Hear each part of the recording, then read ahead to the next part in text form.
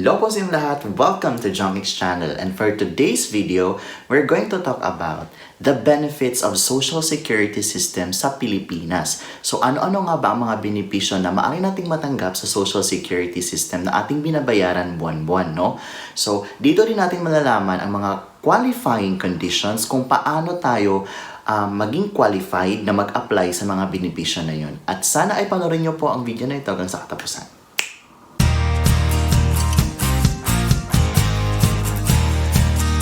Salary loan. It's a cash granted to unemployed, currently paying self-employed or voluntary member. It is intended to meet the member's short-term credit needs. Maternity benefit. It's a daily cash allowance granted to a female member who is unable to work due to childbirth or miscarriage. And what are the qualifying conditions? The member has paid at least 3 monthly contributions in the 12-month period immediately preceding the semester of childbirth, miscarriage, or emergency termination of pregnancy. If employed, she must have notified her employer of her pregnancy and the probable date of her childbirth, notice of which shall be transmitted to the SSS in accordance with the rules and regulations it may provide. She must directly notify the SSS if she is unemployed, a self-employed or voluntary member, non-working spouse, including OFW member. Retirement benefit. It's a cash benefit granted either as a monthly compensation or a lump sum amount to a member who can no longer work due to old age. And what are the qualifying conditions?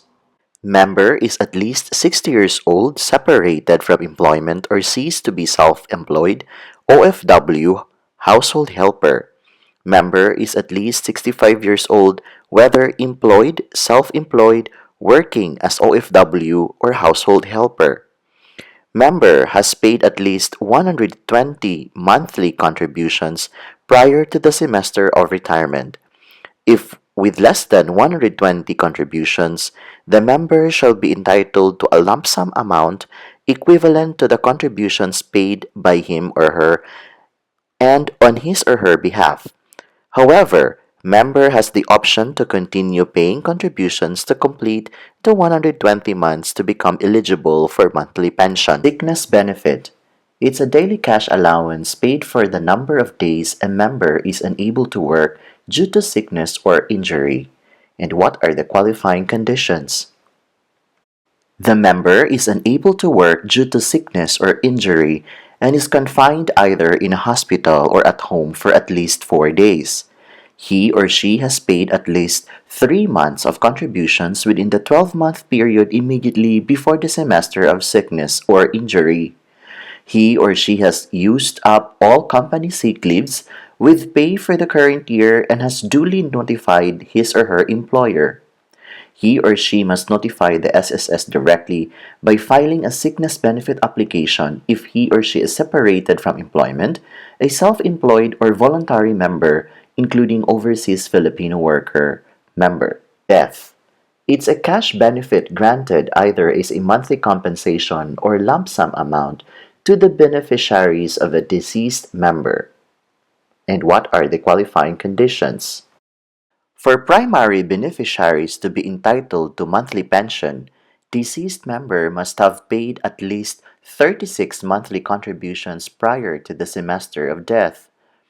If with less than 36 monthly contributions prior to the semester of the death, a lump sum amount is granted to the primary beneficiaries.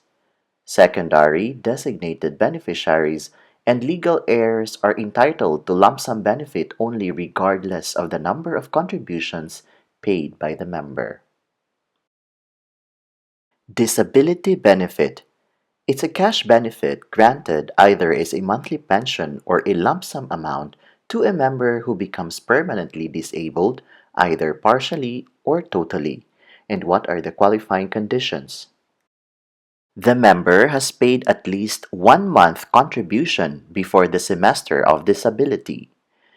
To qualify for a monthly disability pension, he or she must have paid at least 36 monthly contributions prior to the semester of disability.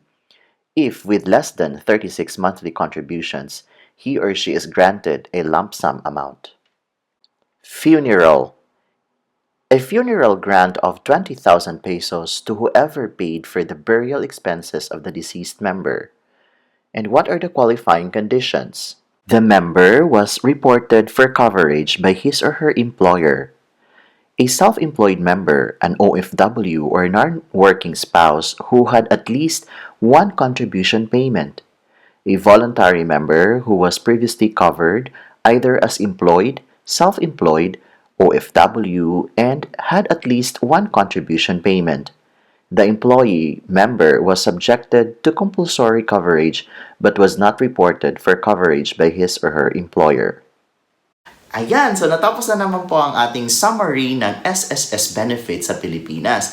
And I hope that you find this video useful and beneficial. And if you think so, please don't forget to like and subscribe Jongix channel. Hanggang sa sunod ko po mga videos. Bye!